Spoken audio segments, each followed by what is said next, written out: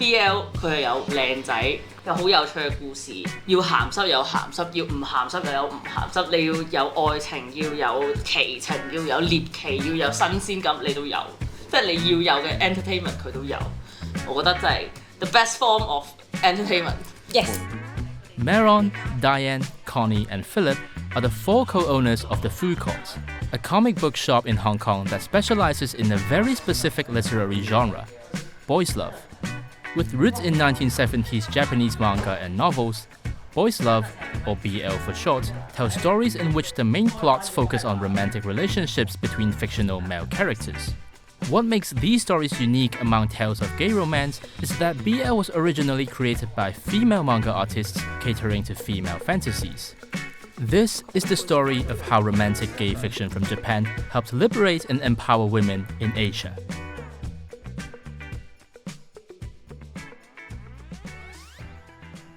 When you think of Japanese manga, big titles like One Piece, Dragon Ball, or Attack on Titan may come to mind.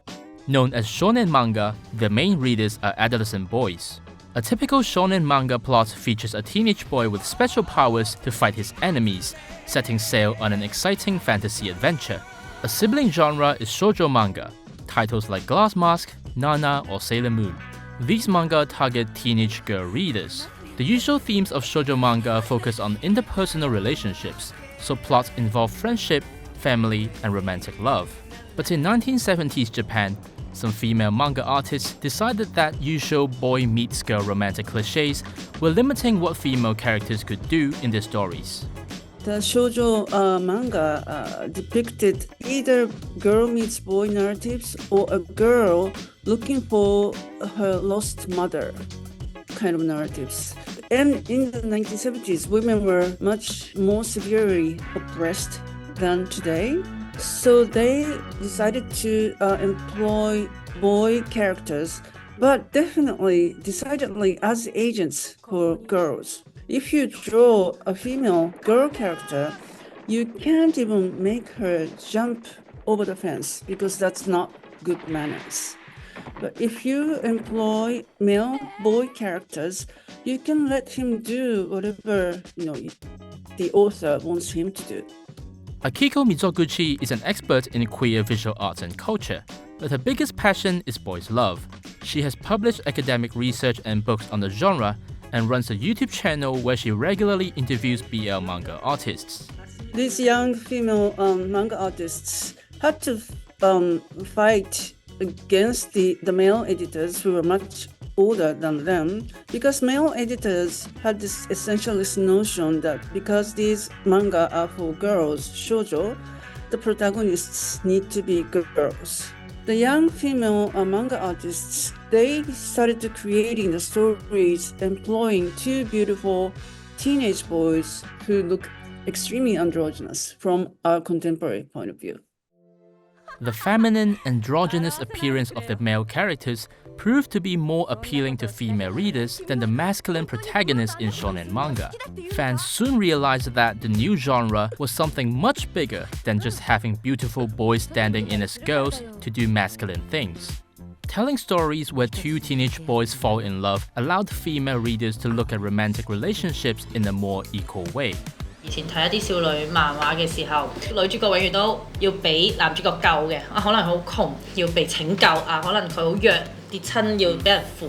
對於我哋可能有一部分嘅女性觀眾，即係譬如我哋呢位3位啦，我哋完全冇辦法代入嘅，即係你喺中環行街係唔會忽然間你撲親，係唔會有個霸道總裁你，哎呀你有冇事啊？冇㗎嘛，你都係好核突咁自己企翻起身嘅啫。係啊，所以你就會覺得我代入唔到啲故事，我愛情觀唔係咁樣樣。咁男女漫畫好多時都係呢啲公式，咁所以當我哋睇 BL 嘅時候，入邊我哋揾到嘅樂趣係會多過我哋去睇男女樂。做嗰時候，一個女性觀眾去睇愛情故事嘅時候，唔一定係想代入自己嘅。或者我可能去睇一個故事嘅 plot 就係我睇2個男人，我唔需要同個女性嘅角色競爭啦，我即係單純去睇靚仔就唔可以啦。The appreciation of androgynous, beautiful male characters, together with this revolutionary perspective on romantic relationships, resonated with a lot of young female readers. But what made BL commercially successful were independent artists who created fan fiction using characters from other mainstream manga. 80年代度啦，咁嗰陣時就其實有好多唔同嘅少年漫畫噶嘛，咁嗰陣時咧就係有一班作者，咁佢哋會 base on 個少年漫畫嘅可能某兩個男仔角色啦，然後再去做二次創作啦。最重要嗰陣時佢哋係想再將個畫風再美少年化佢嘅，其實嗰陣時其中一個好重要嘅目的係想咁樣做。我覺得第一個最簡單嘅面向就係佢令到好多本身未必睇過 BL 嘅 genre 嘅人入坑啦，例如我自己本人就係咁樣，我就係睇同人入坑嘅。咁好多人譬如話我即係頭先講 One Piece 啦，咁即係可能都係會睇山治同 Zoro 咁樣，然後就會覺得佢兩個係有路咁，然後我就會畫佢哋。呢個係為一啲其他嘅作品有啲新嘅生命，有啲 BL 嘅 touch 啦。Fast forward to the 1990s, and some BL fans and artists decided to further experiment with the genre by going against traditional social norms. That's when a large number of erotic boys' love manga titles started to appear. Similar to what happened 2 decades earlier, the stories allowed females to explore the idea of equality in romantic relationships. Many readers also thought the erotic manga offered a safe space to explore sexuality in a conservative society. 你同人講你中意睇 BL 係簡單過我中意睇 AV 噶嘛？作為一個亞洲嘅女性，作為一個 Asian woman in general，咁你即係始終佢會有啲即係 stigma 或者有啲咩就係你唔想俾人叫做鹹濕妹啦。雖然佢睇 BL 其實都會俾人叫做鹹濕妹嘅嗰陣，唔知而家已經少咗好多噶啦。但係你好似睇嘅一啲 sexual content 或者一啲 sexual content about the opposite sex， 但係你又唔需要自己代入去，你可以逃避嗰種 slut shame， 你又唔係睇緊女仔去俾人搞啊嘛。咁你就會覺得好似我喺一個安全嘅距離度探索緊我對性嘅好奇咯。Some fans started calling this highly sexualized BL manga yaoi. The Japanese word yaoi is an abbreviation of a phrase meaning plots with no climax, no punchline, and no meaning. What's left is almost entirely erotic. Yaoi had become so popular in the 90s that the BL community had unconsciously developed a successful but rather problematic formula to produce these stories. There was this eternal love formula in the 1990s, formulaic BL stories in which both characters start out as straight men, basically. And then the character A somehow falls in love with the character B, and he is so much in love with B that this excessive love prompts him to go ahead and rape this guy. The rape, in more realistic term, is just sexual violence, very problematic. But within the BL boys' love world in the 1990s, it was a trope that was conceived by fans as a fictitious debate in which an excessive love is debated by protagonist A and protagonist B.